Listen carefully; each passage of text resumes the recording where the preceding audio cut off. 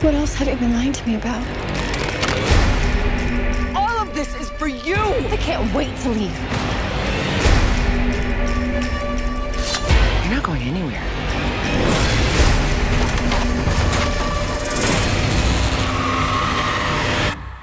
Umma's here.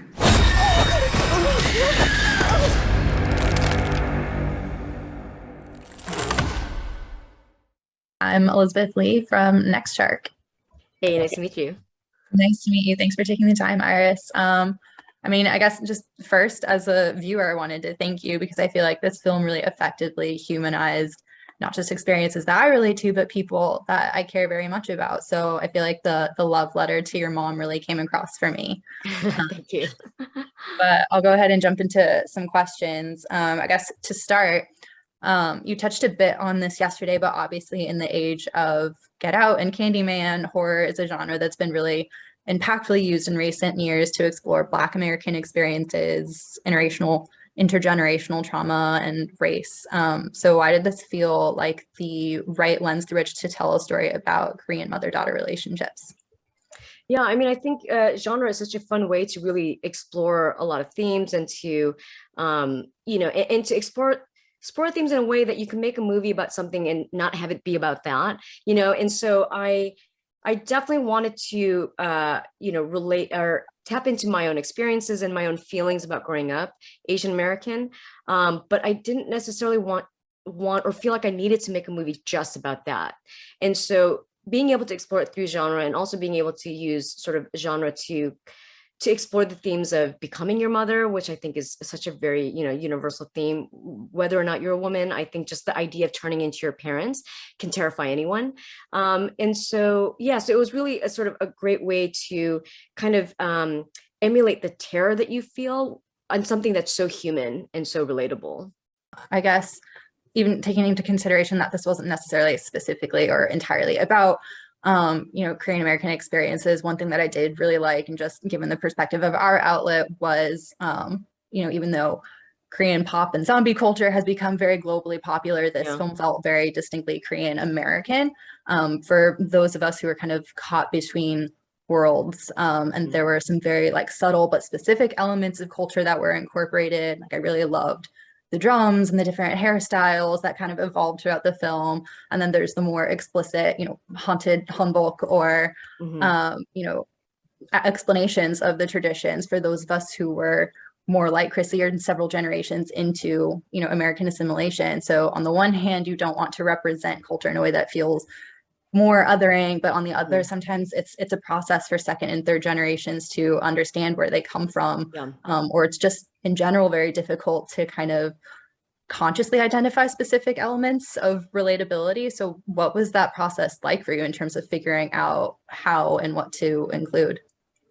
Yeah, it was something I was being very mindful of in terms of, when we do sort of see this Korean iconography and these elements that we use in a sort of supernatural way, but to make sure that it is part of their journey, and so that, for example, for Chris, when she starts to see these items that she's never seen in her life, even though she is Korean, it's completely foreign and unfamiliar to her, that even for herself as being, Korean, that sees it in sort of an othering kind of way where she doesn't really understand it, but for her to then be able to at the end, feel comfortable and to actually embrace it because she's curious, was something that definitely was my own experience growing up. In that, in my house, my parents had a lot of this sort of like art and visuals of sort of Korean culture, but I had so much sort of like this internalized shame of like, oh, when I go outside, I feel different. I feel, I wish I could just fit in more, that it wasn't something that I really sought to learn more about or to embrace. And I've, as an adult, I've come to really appreciate all of the rich culture that we have. And so it was also, writing the script was really, really sort of fun and satisfying process in terms of like, I'd be calling my mom every other day, like, what's this? What is this? What's the history of this? And she would ask her friends for a little bit more kind of like specifics and do her own research. And I think she was very pleased that I was finally starting to ask those questions and have a genuine sort of curiosity to it.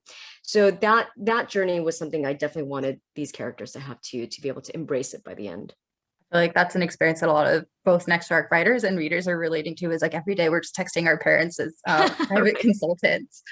Um, so both your documentary House itself focuses on Korean American or like Asian American families in the Midwest. And then you kind of chose a more rural, also sort of Midwestern vibe for Umma. How would you say that the setting kind of influenced the character development? Yeah, I definitely wanted the visual of East Asian faces in an Americana setting. And I grew up in Chicago and went to school in New York, and now I live in LA. You know, I I feel like this is where a lot of immigrants, they all go to the big cities to be in a community with each other. And so I wanted to sort of get away from that visual in that world and have these characters really reflect the idea of like these Asian characters being surrounded in that Americana setting, and that sort of juxtaposition was really important to me for this film of really going into that identity, exploring the identity of the theme of identity in terms of these are both Koreans and Americans, and just like their existence in this environment really showcases that. I think Sandra Oh's performance was just incredible, and the entire cast was really amazing, just really drew you into like a very intimate experience. And I know you mentioned that you had her kind of in the back of your mind early on as you were writing the process. But was there anything that kind of surprised you that she brought to the role as you started working with her on set?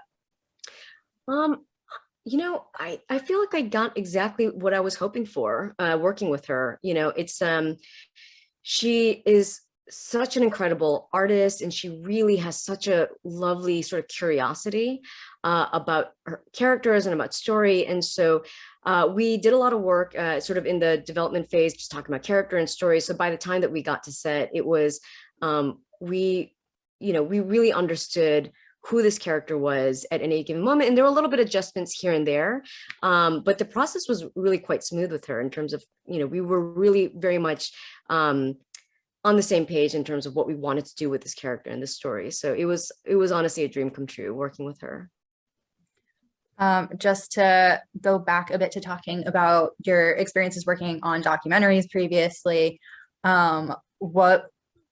what was the difference like in terms of making like a documentary versus now a more narrative, very genre specific film? And did your experiences working on projects like House of Sa kind of influence how you worked at all, or did you kind of veer off in a very different path? Yeah, I mean, the process of making it was could not be more different. I made my documentary with like 3 or 4 people over the course of a few years. It was very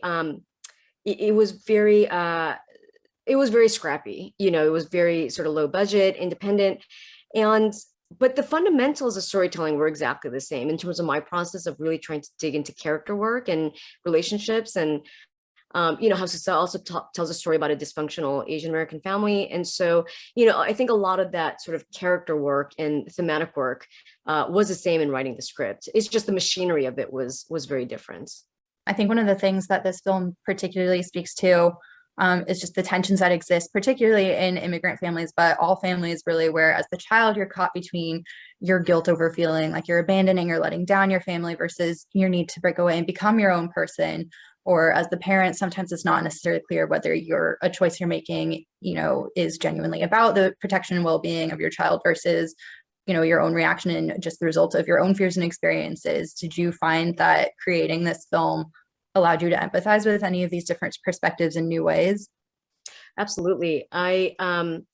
This actually sort of my understanding of my parents has changed a lot over the years, and I think that's actually really what influenced me in terms of when I was writing the script. And so so working on this project really was a reminder of how much my understanding and appreciation for my parents has evolved over the years. That as a kid, I didn't really quite understand how how much sacrifice they actually made for me and my brother and for us to have a good life. And so it really was, I think I said it last night, but it felt like a twisted love letter to my parents in terms of like, I don't understand them completely yet, but I want to keep learning more about them. You know, now that that they see me as an adult and not just their kid, I think they're a little bit more open-minded in terms of being honest. And so I'm really enjoying that discovery process of seeing who my parents are and were before me.